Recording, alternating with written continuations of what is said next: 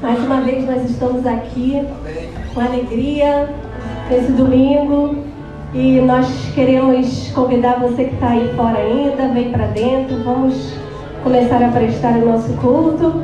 E eu queria pedir para vocês ficarem de pé, que nós vamos adorar a Deus. Cumprimenta quem está do teu lado, fala que bom que você veio, que bom que você está aqui, que bom que nós vamos louvar a Deus juntos nessa tarde.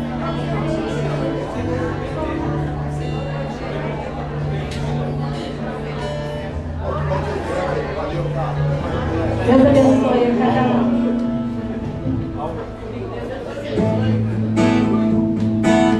Vamos adorar a Deus juntos.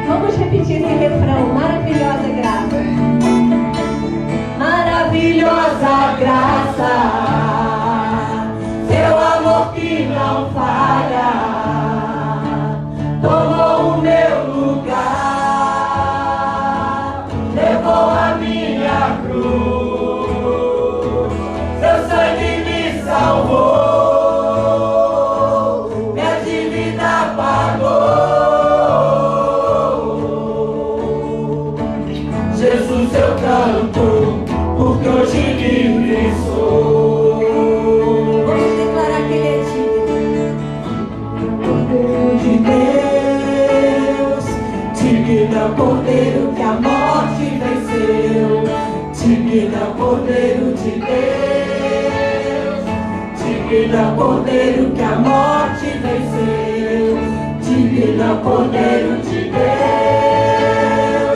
Divino Cordeiro que a morte venceu, Divino Cordeiro de Deus, Divino Cordeiro que a morte, maravilhosa graça.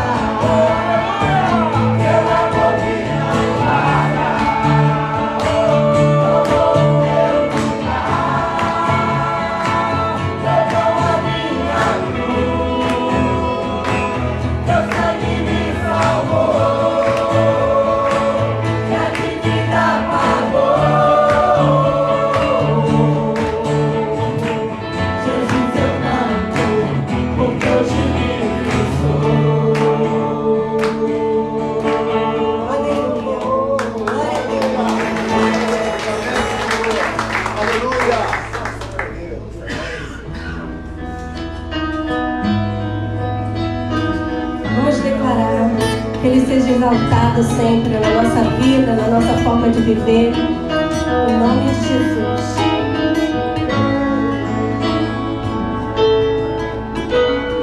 Ele é exaltado, o Rei é exaltado nos céus. Eu louvarei. Ele é exaltado para sempre, exaltado o seu nome.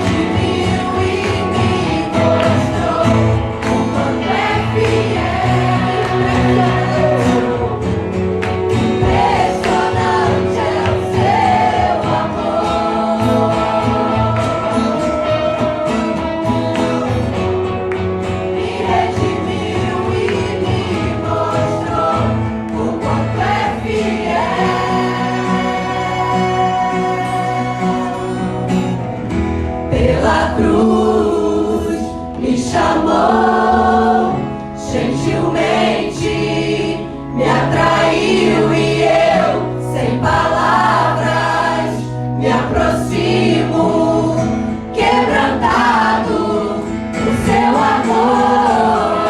Pela cruz me chamou, gentilmente me atraiu e eu, sem palavras, me aproximo, quebrantado no seu amor.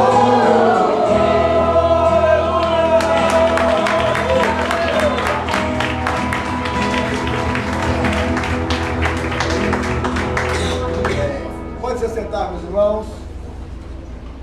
Amém. Aleluia.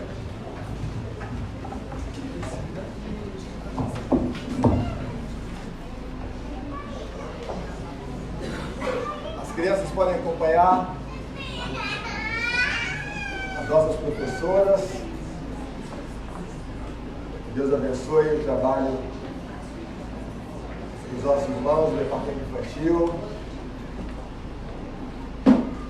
Marcos capítulo 5, do versículo 25 ao versículo de número 34.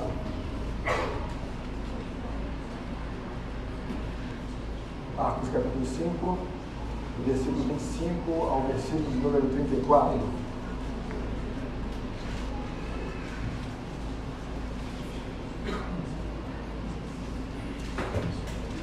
Onde está dito: estava ali certa mulher que havia 12 anos vinha sofrendo de uma hemorragia. Ela havia padecido muito nas mãos de vários médicos e gastado tudo que tinha sem, contudo, melhorar de saúde. Pelo contrário, piorava cada vez mais. Tendo ouvido a fama de Jesus, a mulher chegou por trás dele, no meio da multidão, e tocou na capa dele, porque dizia: se eu apenas tocar na roupa dele, ficarei curada. E logo a hemorragia estancou, e ela sentiu no corpo que estava curada daquele mal. Jesus, reconhecendo imediatamente que dele havia saído o poder, virando-se no meio da multidão, perguntou: quem tocou na minha roupa? Os discípulos responderam: o Senhor está vendo que a multidão aperta, e ainda pergunta: quem lhe tocou? Ele, porém, olhava ao redor para ver quem tinha feito aquilo. Então a mulher, amedrontada e trêmula, ciente do que lhe havia acontecido, veio, prostrou-se diante de Jesus e declarou-lhe toda a verdade. Então Jesus lhe disse: filha, você foi salva porque teve fé. Vá em paz e fique livre desse mal. Amém. Obrigado pelo microfone. Vamos terminar a nossa frente, vamos orar.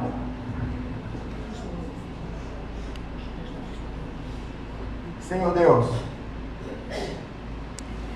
é com alegria e com a expectativa que estamos reunidos nesta noite, nesta tarde e noite, nesta casa de oração, para louvar e adorar o teu santo nome, bem como para ouvir a tua palavra, que é viva, poderosa, eficaz, permanente, eterna, proveitosa e indestrutível.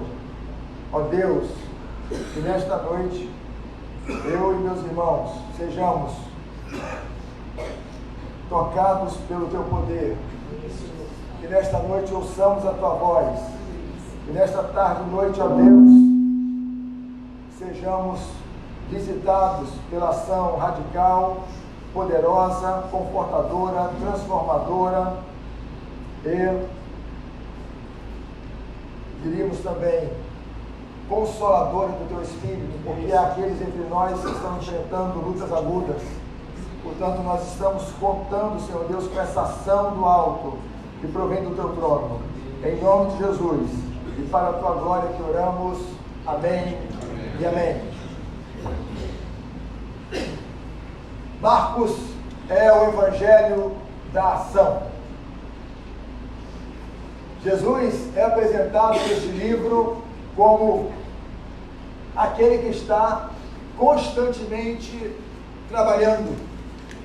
Marcos enfatiza mais as obras e as ações de Jesus do que as suas palavras.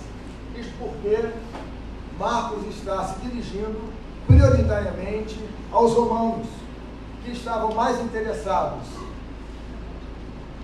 nas ações de Jesus do que nos discursos de Jesus. Então trata-se de um livro pintado com cores fortes, em que Jesus está sempre em movimento, realizando um milagre, fazendo alguma coisa extraordinária, promovendo o avanço do reino de Deus. E no texto em apreço encontramos uma dessas narrativas reveladoras da ação de Deus no mundo em favor da vida. Porque o Deus das Escrituras, o Deus revelado plena e totalmente em Jesus de Nazaré, esse Deus que vestiu pele humana e ganhou rosto em Cristo, é pró-vida, é anti-morte. Então, isso fica evidente no livro de Marcos. Lemos todas essas narrativas que estão no livro e chegamos à conclusão de que o nosso Deus atua para promover a vida. Então, notem que na linha do texto está a informação de que uma mulher que havia 12 anos vinha sofrendo de uma hemorragia, toca nas vestes de Jesus e é curada de sua enfermidade. Quais são as lições que podemos extrair desta narrativa extraordinária? Em primeiro lugar, este texto nos ensina que devemos transformar nossa decisão de buscar a Cristo em ação. Versos 27 e 28. Notem que essa mulher resolveu dar um passo de fé a fim de libertar-se de sua enfermidade. Ela tomou a decisão de aproximar-se de Jesus. Decisão arriscada, porque a multidão que cercava o Senhor Jesus poderia hostilizá-lo. Por quê? Porque a lei de Moisés proibia que pessoas naquelas condições se aproximassem de indivíduos sãos. Ela está correndo certo risco. Mas essa era a sua única chance de enfrentar e vencer aquele problema. Porque a medicina de seu tempo não era sábia o suficiente para ajudá-la a vencer tal afecção. Então essa mulher, mesmo sabendo dos riscos de tentar ir até Jesus, essa mulher toma a decisão de aproximar-se de Cristo com esse objetivo de tocar nas vestes de Jesus para ser curada de seu mal. Então essa mulher avança. Ela toca nas vestes de Jesus de forma intencional. Não foi um acidente. Ela não tocou acidentalmente nas vestes de Jesus. Ela tomou uma decisão e partiu para realizar aquele intento de tocar nas vestes de Cristo. Então é o que ela faz. E é interessante perceber que há no âmbito dos evangelhos, ou do evangelho em suas 4 narrativas, muitos outros casos de pessoas que se aproximaram de Jesus com o objetivo de serem abençoadas por ele. Então os casos são inúmeros. Por exemplo, Bartimeu, cego, mendigo, filho de Timeu. Bartimeu dá um salto e caminha em direção à voz de Jesus. Jesus o cura e o salva. Esse é um caso.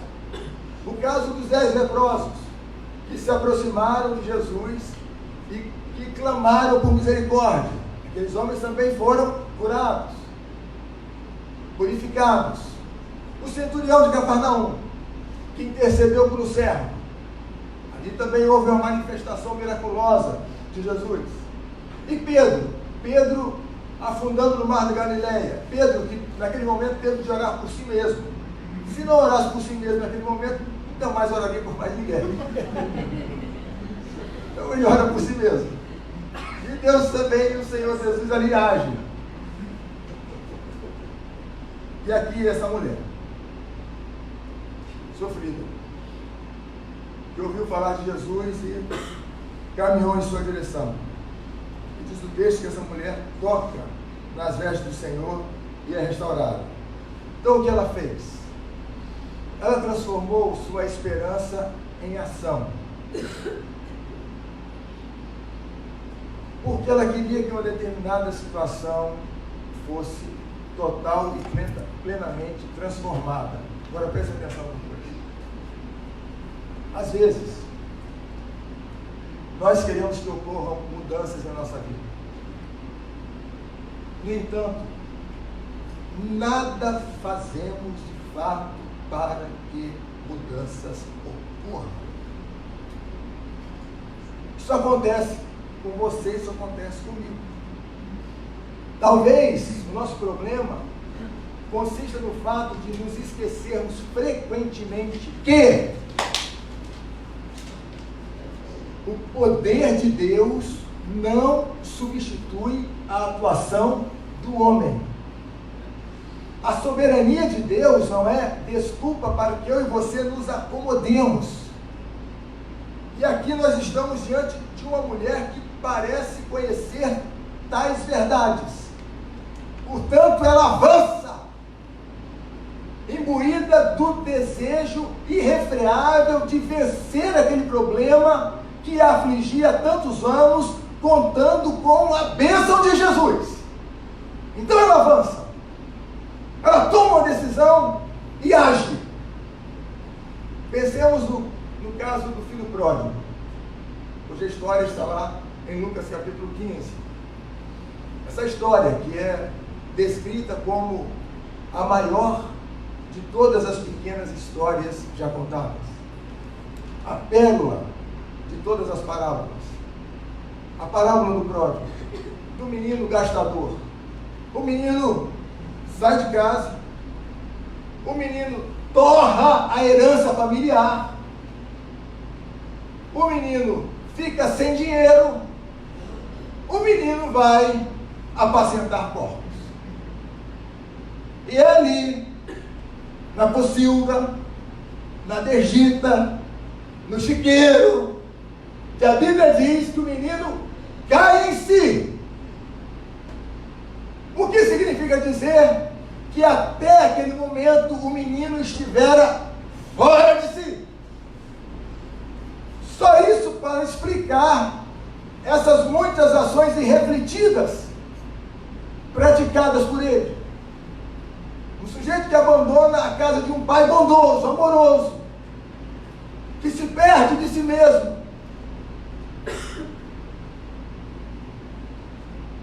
E que num determinado ponto de sua jornada, para, reflete e toma a decisão de voltar para a casa do pai.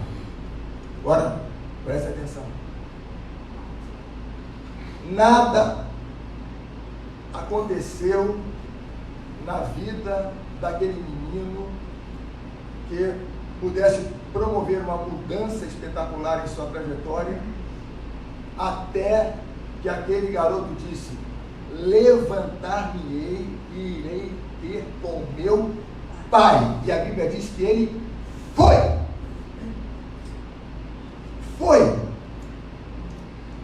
De igual modo, na vida dessa mulher, nada aconteceu objetivamente que a levasse a enfrentar exitosamente a sua enfermidade até aquele ponto em que ela disse: se eu lhe tocar nas vestes, serei curada.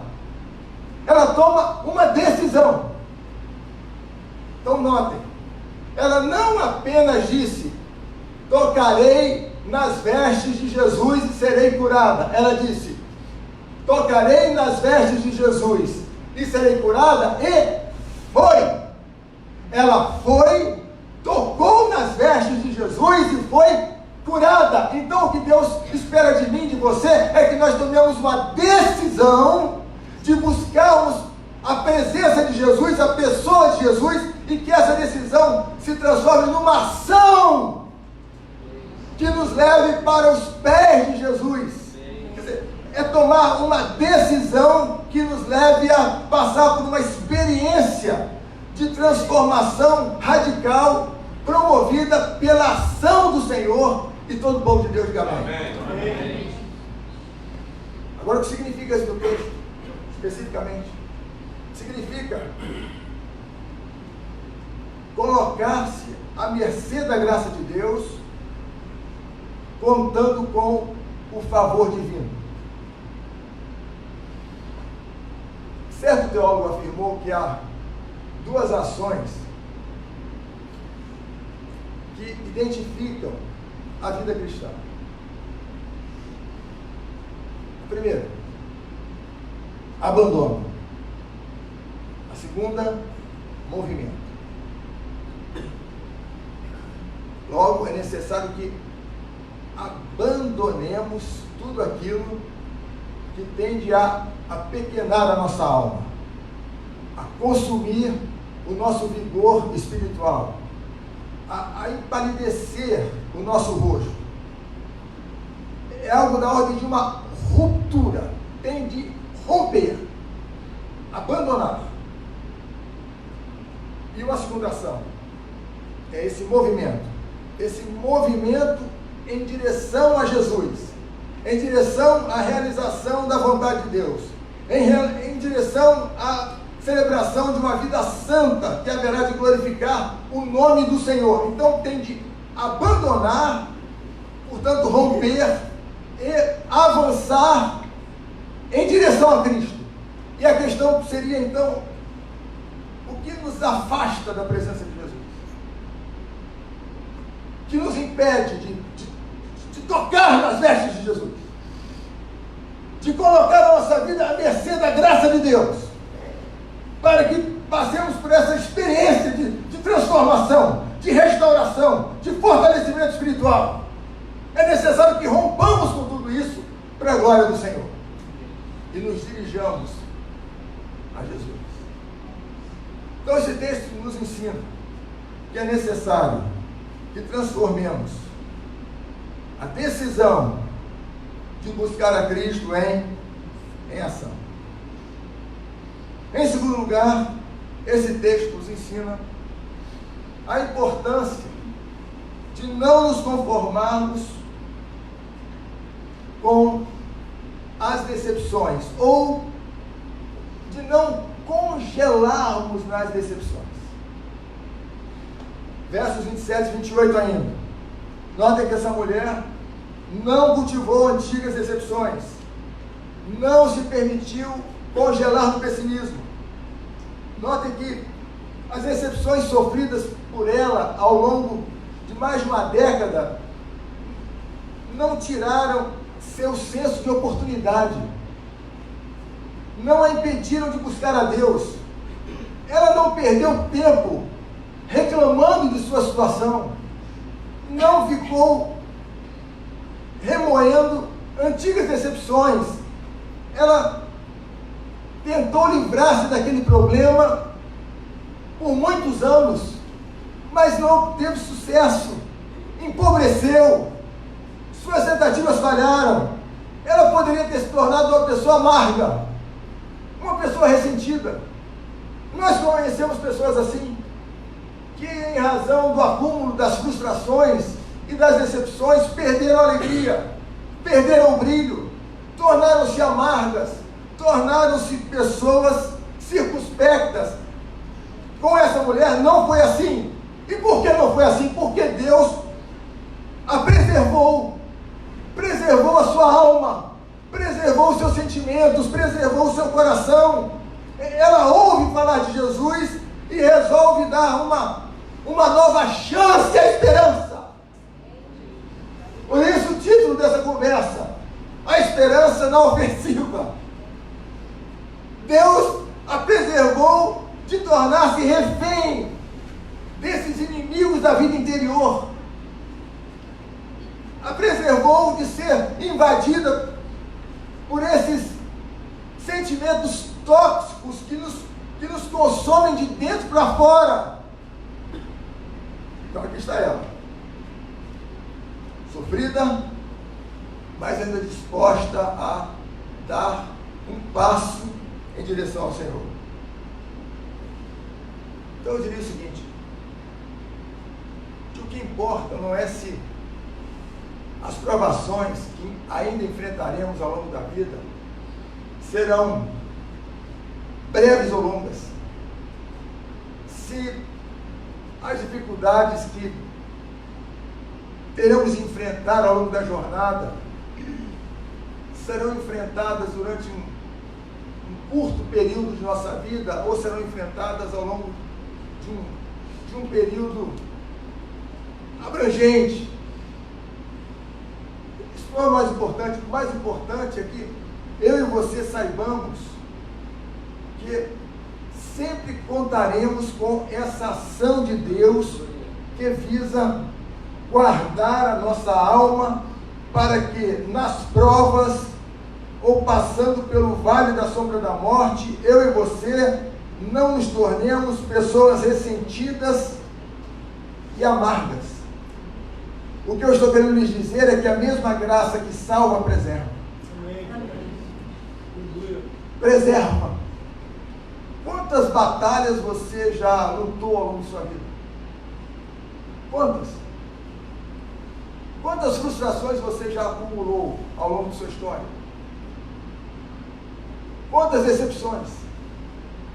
No entanto, você está aqui nesta noite, está aqui para louvar a Deus, adorá-lo, para ouvir a palavra do Senhor. Por quê? Porque eu e você estamos aqui. Porque a mesma graça que nos salvou tem nos preservado. E essa graça que nos salvou e tem nos preservado, haverá de nos levar para casa em nome de Jesus. Isso é coisa extraordinária. A graça preservando a nossa vida, preservando as nossas emoções, guardando o eu interior. A Bíblia ensina isso. O meu ponto aqui é o seguinte: nós não podemos passar a vida olhando para trás,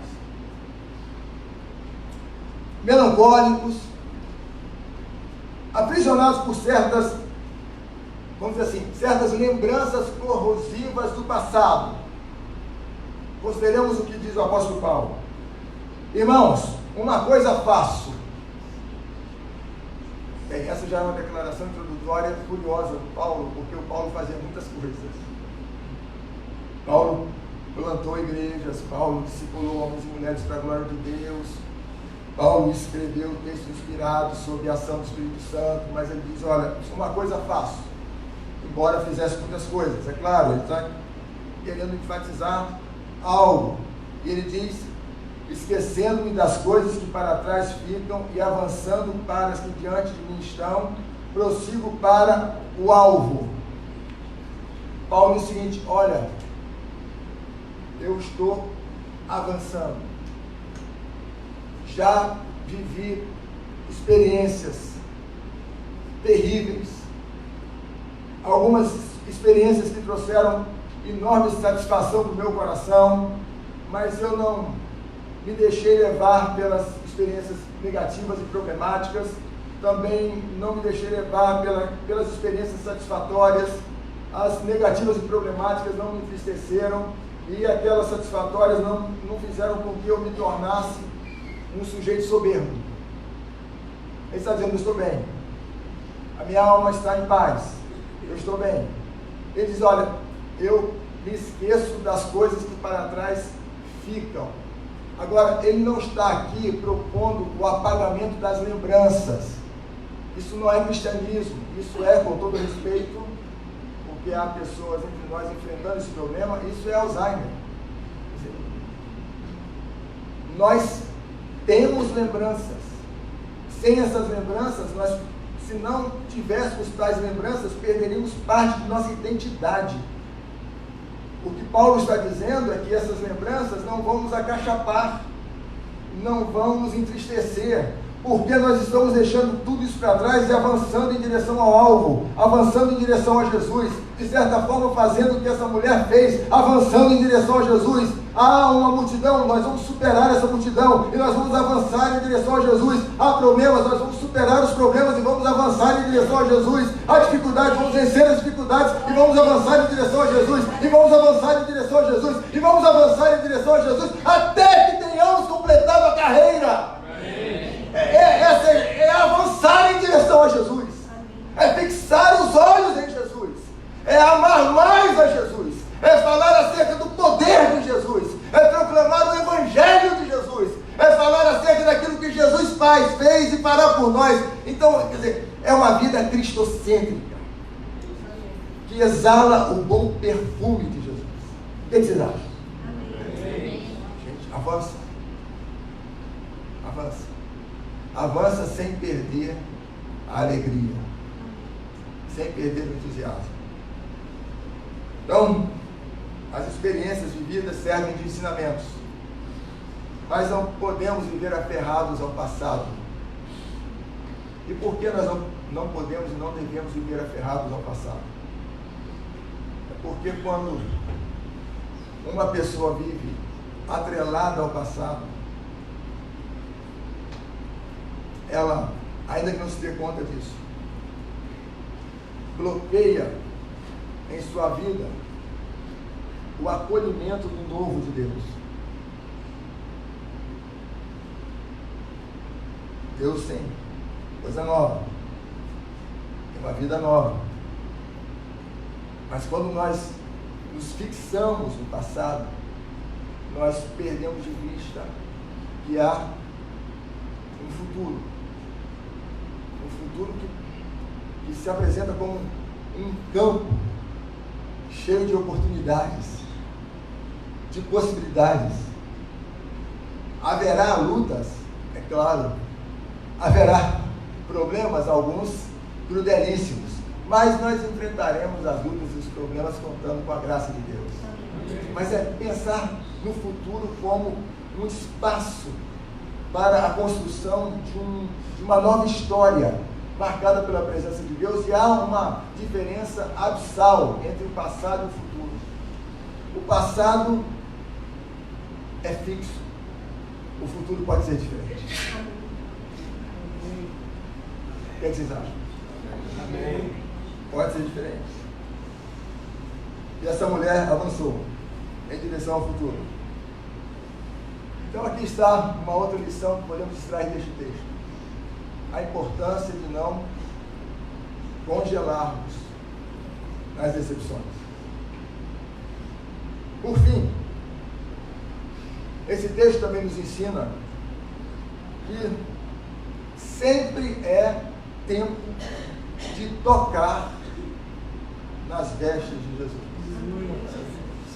O verso 31 nos informa que havia uma multidão acompanhando Jesus, uma multidão ao lado de Jesus, uma multidão comprimindo Jesus. A multidão aperta, mas só essa mulher toca nas suas vestes. Então, algumas pessoas que ali estavam esbarraram em Jesus, esbarraram nele, mas não tocaram nele. E aqui nós estamos vendo uma coisa que eu considero absolutamente assustadora. Ou seja, a possibilidade de estar ao lado de Jesus sem tocá-lo. A possibilidade de nos reunirmos num lugar como esse para adorar a Jesus, cantar belos cânticos para a glória de Jesus, ouvir sobre Jesus, fazer orações em nome de Jesus, cumprimentar as pessoas em nome do Senhor Jesus e não tocar em Jesus. O que vocês acham? Isso é coisa que me apavora. Há pessoas que oram, mas não tocam em Jesus. Que cantam, mas não tocam em Jesus. Que ouvem uma mensagem acerca de Jesus, mas que não tocam em Jesus. Aí o Agostinho diz assim: muitas mãos, apenas um toque. Então é possível que numa reunião como essa aqui, que nós nos reunamos, que nós cantemos, que nós ouçamos a palavra, que nós levantemos as nossas mãos de alguma forma e que ainda assim saiamos daqui sem que tenhamos tocado em Jesus. Mas aqui estamos nós, na presença de Jesus. O problema é que às vezes nós não nos damos conta disso. E porque nós não nos damos conta disso, nós não tocamos em Jesus. Esse é o ponto. Não estendemos as nossas mãos. Não tocamos nas vestes do Senhor. E porque não tocamos nas vestes do Senhor, não somos restaurados, não somos curados, não somos fortalecidos. Esbarramos nele, encostamos nele, percebemos que ele está por perto, sentimos de alguma forma a sua presença, mas não tocamos nele. Que tragédia! Mas ele está aqui. Porque ele disse que onde estivessem 2 ou 3, ele estaria ali. Então ele está aqui. Então se ele está aqui, podemos tocar nele pela fé. Ciente de que, como está no verso 30, ciente de que dele vaza poder. Esse poder que dele emana cura, restaura, fortalece, transforma. Então é possível, ciente de que Jesus está aqui, que eu e você toquemos no Senhor pela fé. Mas talvez você não esteja, vamos dizer assim, sofrendo uma hemorragia física. Mas isso não é comigo porque, afinal de contas, eu não tenho esse problema. Mas talvez você esteja sofrendo de uma hemorragia existencial. Porque há muita gente por aí vazando alegria, vazando esperança. Há muita gente por aí vazando vida. A OMS, Organização Mundial da Saúde, nos dá conta de que, atualmente, somente no Brasil, há mais de 12 milhões de indivíduos deprimidos. O Brasil é o país mais deprimido da América Latina. Isso com samba, futebol e Rock in Rio. Você imagina? A mesma OMS nos diz que a cada 40 segundos no mundo, uma pessoa comete suicídio. Então não há a mínima dúvida de que nós estamos vivendo num cenário caracterizado pelo declínio da esperança. Nós convivemos todos os dias com pessoas que não sabem mais o que vão fazer da própria vida. Os relatos que nós temos do evangelismo de ontem, relatos estes que me foram passados agora no início da tarde pela Dani, são assustadores. Pessoas sofrentes, pessoas cansadas, pessoas desajustadas, pessoas que não sabem mais a quem recorrer, que não sabem mais o que fazer, que não conseguem mais lidar consigo mesmas, pessoas que estão desistindo da vida, pessoas que já perderam a alegria há muito tempo, pessoas que talvez não saibam que podem pela fé ir a Jesus, tocar nas vestes de Jesus abrindo o coração para a ação de Jesus, que podem ser transformados pelo poder de Jesus. Sabe? E aqui está uma mulher que mesmo depois de 12 anos de sofrimento, não se acostumou a ver sua vida esvair-se. Alguém que recorre a Jesus.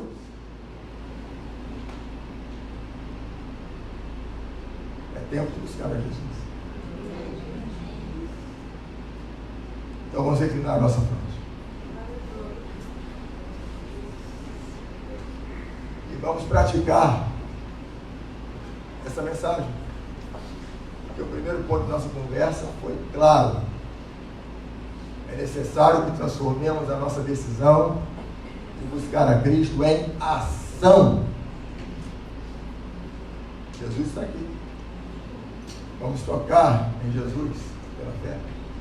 Vamos reclinar na frente.